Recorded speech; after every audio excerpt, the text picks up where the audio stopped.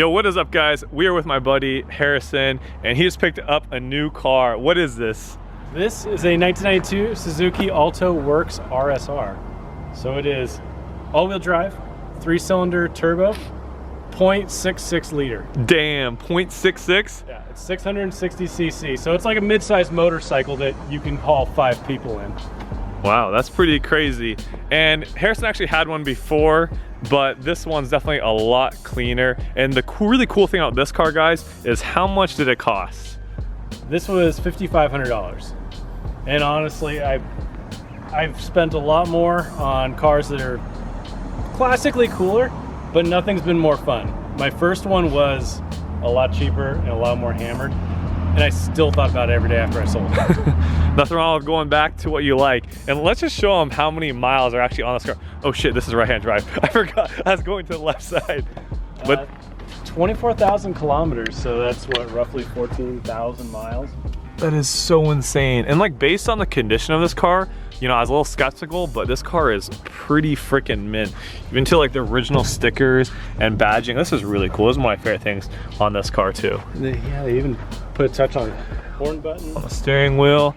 Like, these are some really cool details. I haven't really seen too many cars that do stuff like this. Like, even on this like built-in like cup holder, it is really cool. Look at this motor, guys. It's so tiny. So to give you an idea, my last one we had to do valves on, which was terrible to get done. But the head is so small. Like, you can see my hand for scale for that valve cover. The head was so small, I just put it in a backpack and rode a bicycle down to the machine shop with it. That is absolutely crazy. And I want to show you guys for comparison, look how small this car is compared to a 240. And 240s are freaking small. But look at this. That is crazy. And you said how much was the size compared to a Scion XB? Yeah, so I parked behind a first-gen Scion XB, and it's literally like 60% of the size. Oh my gosh. Like, there's not a lot to it. It is so small. But since That's it is crazy. so low on safety, check this out. When you sit in it, I'm right at 6 feet. And I have a lot of headroom. That's actually not bad at all. No, it's actually very comfy. It's a pretty roomy car. Reminds me kind of a Honda Fit. My dad has a Honda Fit and he's like 6'2", but he actually like fits in a Honda Fit really, really well. Yeah, exactly. No, I mean, very similar. The only downside is wheel options are very hard to come by. 13 inches factory, you can squeeze 15s, but it's 4 114.3. Okay. But a really high offset. Yeah. So most 114 wheels are going to be rear wheel offset, like very low, like 20 or 0 for like an 8.6 or a 240. So getting wheels is not, you know, real easy, but we do have some coming. Not that these aren't fantastic as they are being stock, but. Sure. Oh yeah, pull up the wheels that you showed me. And you already bought them, right, Harrison? Yeah, those will be here, gosh, I think you said Monday. Sweet, let's check them out. Yeah, let's see here. All right, guys, this is what he got. SSRs, those are gonna look really cool. These are very old school wheels. I think these types of wheels look really good on 8.6s and cars like this. Yeah, and there's a guy that does aluminum polishing locally that I'm gonna be using for those. And then powder coat the faces. Hard to say if I wanna do bronze to keep it looking nice or if I wanna be an idiot, and I do, and do like a teal or something. I'm gonna vote teal. What do you guys think? I think teal would be really cool and suit the body of this car really, really, really well. All right, this car sounds absolutely ridiculous, so I'm gonna have Harrison start up for you guys. Forgive the exhaust leak. That's another thing I just got it last week, so we haven't had much time to do anything. Still a couple kinks to work out.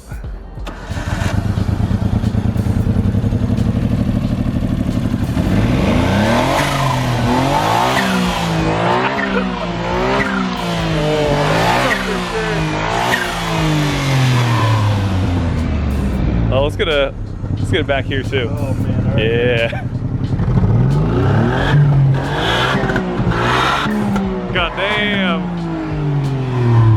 So Harrison has actually owned quite a few cars, probably like 30 cars in the time I've known him. So I think it's gonna be really good for him to tell you guys why he bought this car. And he's owned a lot of cars where he can actually like compare. He's owned Miatas, direct swapped RSs, multiple M3s, E36s. So I just wanna ask, why did you choose this car over getting something else? Honestly, it's bang for the buck. And, obviously I bought this for what I assume is like about half of what it should be worth. But honestly, yeah, like you said, having a bunch of Miatas, 36s are always a favorite, too many of those. This is like the most well-rounded one-car solution for me. Sure. You can use it year-round because it's all-wheel drive. It gives you the whooshy hot boy sounds, which is super fun, obviously. Carries everybody. Like, there's no time of year this doesn't make sense. And it barely uses fuel. I mean, I've had it for a little over a week. Drive it every day like a jerk because it sounds the best when you do that. And I've barely gone through half a tank, and it was 20 to fill it. When I've had like the Evo 1, it's easily the coolest car I've had. Only it was fun when you were getting into like felony charge speed, right? Like this thing, you can be to the typical like banging gears, like having as much fun as possible through town. Cop spots you, you're doing 5 over. Like it's not fast, it's just torquey and noisy. That's really what it came down to. It's like, it's obscure and it's fun. And it's something that I remembered well after I sold my last one. I spent 4 years kind of passively looking for one. They're not something you typically see everywhere. And I was getting so desperate for one, I almost bought like a rusty front wheel drive version this summer. And thankfully that guy was a massive flake because holding out for this was so worth it. Yeah, I definitely agree. This car is insane condition. And oh yeah, I forgot to show you guys a little detail over here. And you said you picked up this car for 45, right? And then plus shipping? 55. 55? Yep. Okay. Plus shipping. Which honestly is great. I mean, in 2018, I sold my ratty one that didn't have the nice OEM seats and interior and everything. That one I sacrificed for 45. And that's when these things were basically worthless. I mean, yeah. In 2018, you sold a GTR for a third what it was worth. Yeah, 20 grand. Now it's probably worth 50 to 60 grand. 18 was terrible. Yeah, it was absolutely crazy. But yeah, Harris and I were talking about cars, JDM cars that you can get into for like a really good price. And it's really hard right now because like, Skylines, even like a GTS-T is like 25 to 30 grand and GTRs are at least 50. I mean, you're buying a $40,000 GTR, it's pretty beat up. But this is a really cool car for 5 grand. That's JDM, right-hand drive. And there's a couple other options like, I think a couple imported WRXs are like 15 grand, which is not bad. And to me, something like this makes sense if you're already a car guy and you want something that's not going to absolutely break you to daily drive. Like this can still make sense. The real caveat to this is that if you're brand new to the car scene, if you're brand new to getting into this sort of thing, it's really hard to get parts. This isn't something you go down to AutoZone. You're gonna have, if you're not already like a really good car guy yourself, a good mechanic, you got to be willing to pay somebody that is, and furthermore, find a shop that's even willing to do that, even if they are a proficient mechanic. Yeah. But again, this isn't nearly as niche-y as say like, even like an AZ1, which is 20 grand anyway. Or if you got into a GTR, parts are still available and they're a lot cheaper. So it's kind of fun to have that obscurity and still not be absolutely thrashing your bank account. Sure. I was going to ask you too. So are there other cars that are interchangeable parts for this Suzuki? Yeah, a lot of the K trucks, which the K trucks are popular over here in the U.S., mostly the Midwest. A lot of farmers like them. They're not road legal, but especially in Texas for some reason, there are a lot of manufacturers for parts. So you can still get basically everything but a brand new head for it. Okay. So there is that, but there is nothing sold in the U.S. that is compatible. Okay. So you do struggle there. So you would probably say for someone to buy a car like this, they either should have some extra funds to be able to pay someone to work on it or be ready to dive into a car that they might not be able to get parts, the next day. They need to have a daily to have this car. This isn't a Civic if you're like just, an aesthetic car guy. So that it makes more sense to buy that EG hatch because then you literally can get it worked on, get parts anywhere and cheap. But if you're a mid-level kind of car guy, like you've had projects before and you're okay with it being a little temperamental and maybe having to work on it once in a while, fantastic. Okay. Yeah, absolutely. Yeah, I just want to give an honest recommendation for those people who are watching and maybe wanting to get into a car like this. And it's not as exclusive as like an Evo or something where you have to be like, all right, you have to run the right fuel, you have to buy the right parts, it has to be tuned. This is that perfect half-ass tuner car where, yeah, you're going to do a little bit of work, but if it's not perfect, it's not going to absolutely destroy it either. Sure. Well, there you go, guys.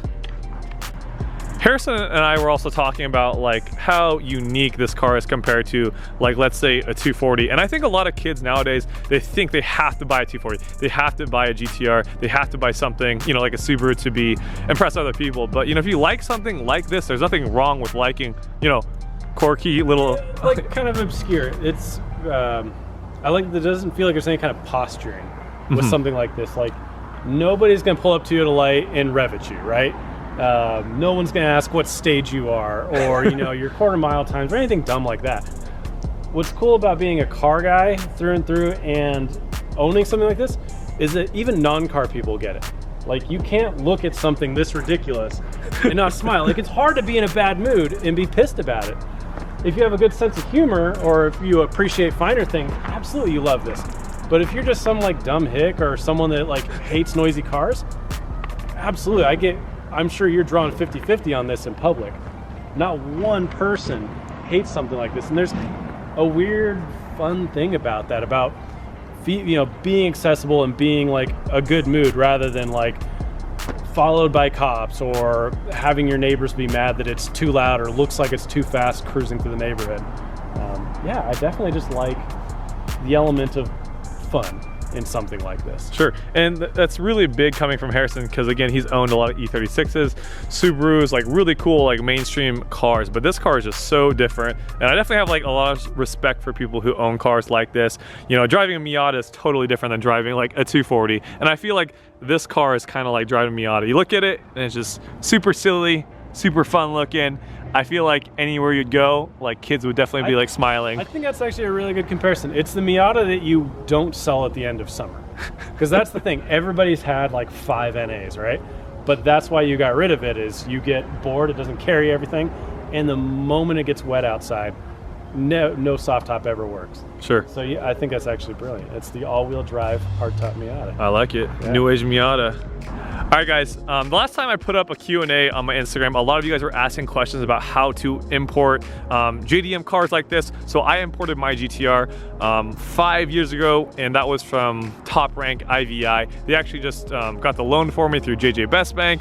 You know, got the car over. It was pretty simple. But Harrison paid cash for his car, and I think that's a lot easier because the car's already here. You don't have to do any of the paperwork. They just transfer the title to you, and it was pretty simple, right? It's more like, yeah, I did it that I've done Craigslist for too long. And so that's basically what I did here. Is this was already imported. It's already stateside. It had already been driven for a while, so a lot of the kinks were already worked out. And honestly, it's not that much more than seeing what they go for at auction overseas. A buddy and I have been set up for a couple years now, and the online auctions are so competitive that it's hard to just go ahead as like an individual and pick one of those, and then you have to deal with getting it overseas, and then you have to go through port and everything else.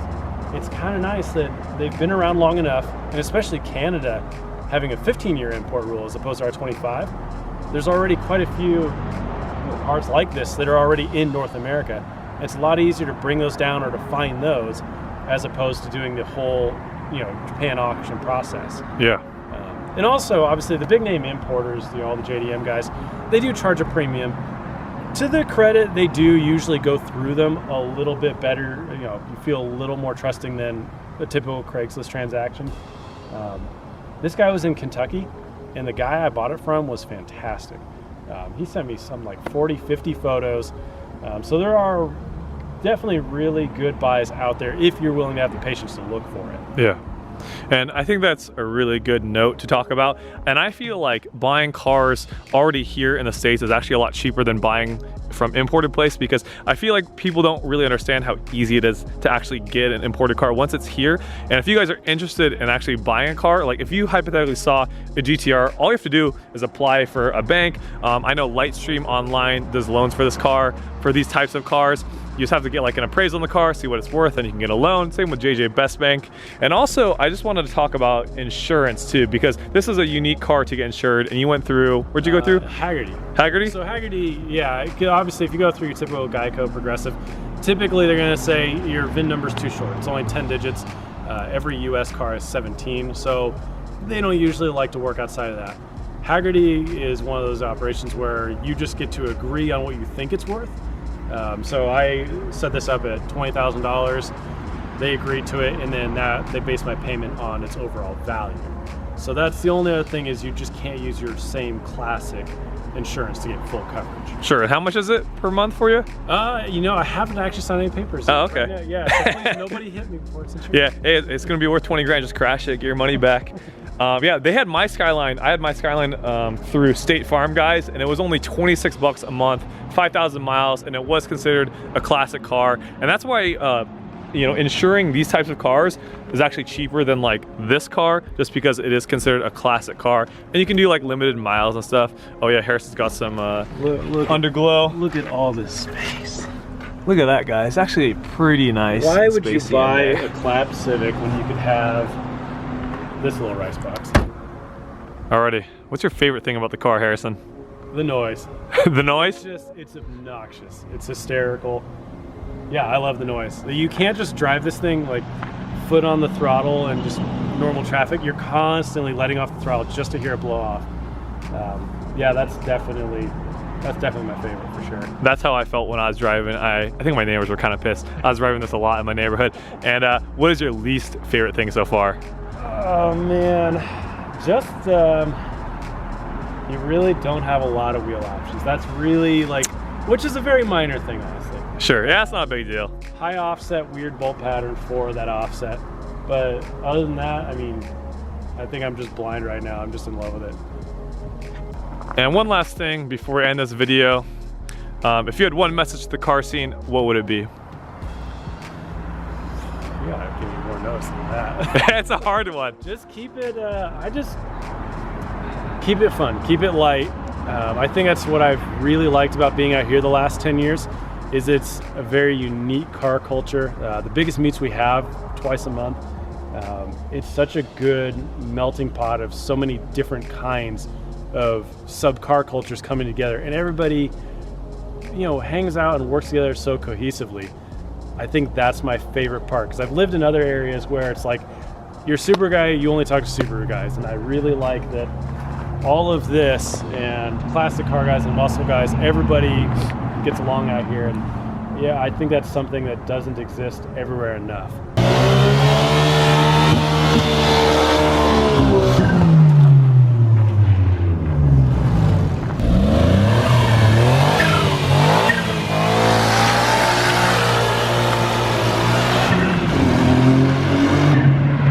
Thing's ridiculous, guys. Thanks for watching.